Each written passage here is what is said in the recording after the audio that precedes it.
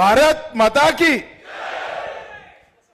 आज के इस शुभ प्रसंग पर मंच पर उपस्थित परम पूजनीय विश्व प्रसन्ना तीर्थ स्वामी जी, उडुपी मठ के अध्यक्ष श्रीमान BS येदुरप्पा जी, भारतीय जनता पार्टी के वरिष्ठ नेता और पूर्व मुख्यमंत्री कर्नाटक श्री विजयेंद्र येदुरप्पा जी, भाजपा के प्रदेश अध्यक्ष महोदय श्री अरविंद लिंबावली जी, पूर्व मंत्री कर्नाटक श्री के जयराज जी, कार्यकारी अध्यक्ष श्री कृष्ण मेमोरियल ट्रस्ट श्री वासुदेव राव जी, श्री हरिदास जी और आज के कार्यक्रम में उपस्थित श्री विश्वेश्वर तीर्थ मेमोरियल हॉस्पिटल को शुभकामना देने के लिए आए हुए सभी भाइयों बहनों को मेरा नमस्कार। आज मेरे लिए बहुत सौभाग्य का क्षण है कि विश्वेश्वर तीर्थ स्वामी जी की स्मृति में एक अस्पताल जो बन रहा है उसके उद्घाटन में सम्मिलित होने का मुझे मौका दिया है। सबसे पहले मैं विश्वेश्वर तीर्थ स्वामी जी को, गुजरात में हम सब कोई उनको विश्वेश्वर तीर्थ स्वामी के नाम से नहीं जानता, सभी पेंजावर स्वामी के नाम से ही जानते हैं। इनके श्री चरणों में प्रणाम कर कर मेरी बात की शुरुआत करता हूं।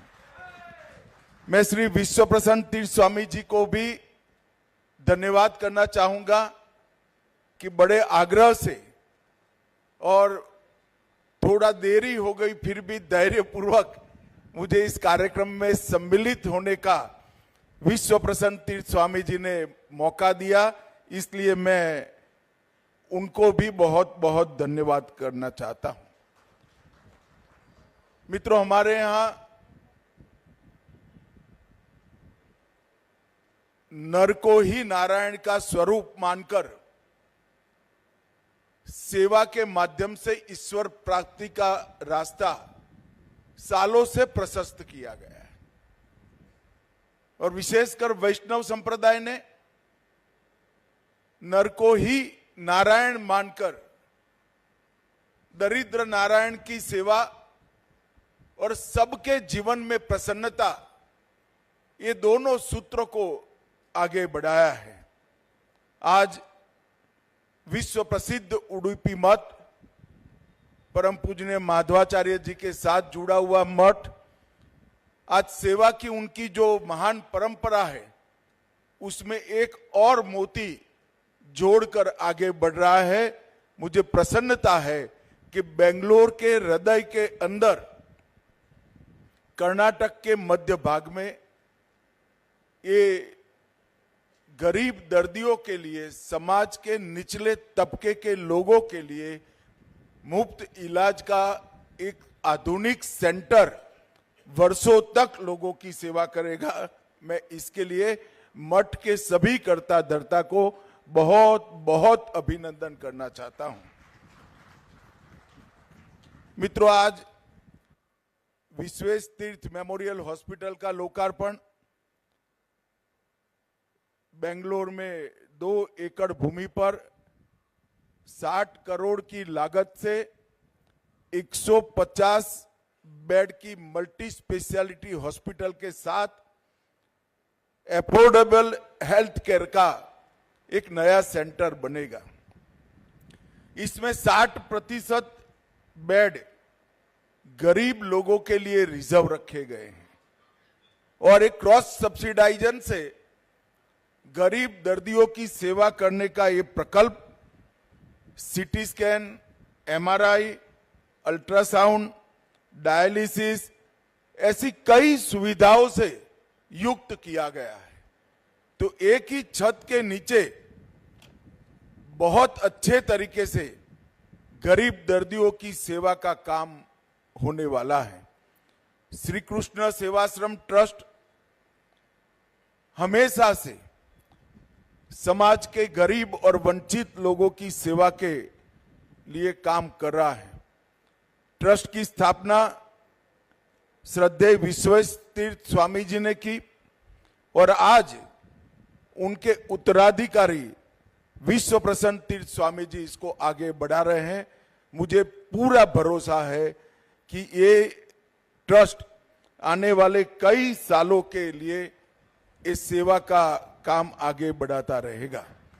यहां पर श्री कृष्ण मेडिकल सेंटर, श्री कृष्ण नेत्रालय, श्री कृष्ण दंतालय, श्री विश्व प्रसन्न तीर्थ मेमोरियल क्लिनिक यहां पर स्थापित किया गया है और मैं मानता हूं कि बेंगलुरु के अंदर सभी गरीब लोगों के लिए इससे अच्छा उपचार का केंद्र कभी नहीं बनेगा।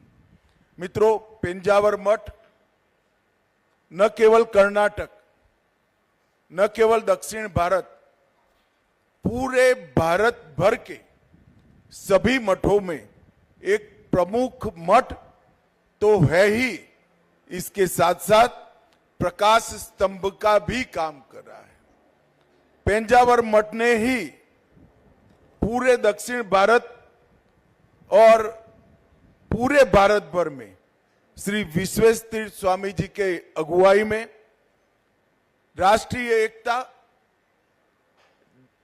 जबरन धर्मांतरण को रोकना, राम मंदिर आंदोलन और हिंदुत्व का, सनातन धर्म की सेवा, इस सभी प्रकल्पों को लंबे समय से जारी रखकर पूरे देश में एक सम्मानीय स्थान प्राप्त किया है। ये उडुपी में स्थित पेंजावर मठ अष्ट मतों में से एक है और माधवाचार्य जी के बताए रास्ते पर भक्ति मार्ग से श्री कृष्ण की प्राप्ति, परम तत्व की प्राप्ति के लिए अनेक लोगों को आगे ले जाने का काम किया है। विश्वेशतीर्थ स्वामी जी एक ऐसे संत में थे जिनकी जोड़, जिनके जैसा संत मिलना आज के समय में बहुत कठिन है, इतने उच्च कोटि के संत। मेरा भारतीय जनता पार्टी के राष्ट्रीय अध्यक्ष बनने के बाद विश्वेशतीर्थ स्वामी जी से निकट संबंध आया और मैंने नजदीक से देखने के बाद हमेशा पाया कि वो हमेशा समाज के लिए, धर्म के लिए और संप्रदाय के लिए ही जिए। सिर्फ 8 वर्ष की आयु में संन्यास लेकर पूरा जीवन, 8 दशक का जीवन अध्यात्म को समर्पित किया। न केवल हिंदू धर्म, समाज और राष्ट्र की सेवा में भी स्वामी जी हमेशा प्रथम पंक्ति में पाए गए।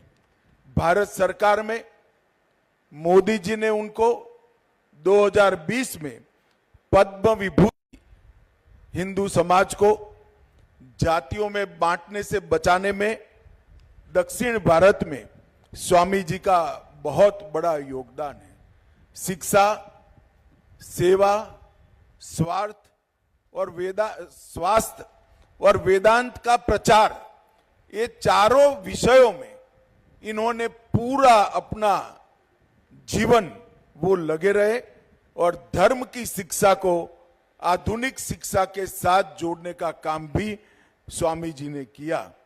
और उनका एक वाक्य जो मुझे उडुपी मठ में ही उन्होंने कहा था कि विद्या की ज्योति ही अज्ञान के अंधकार को मिटा सकती है।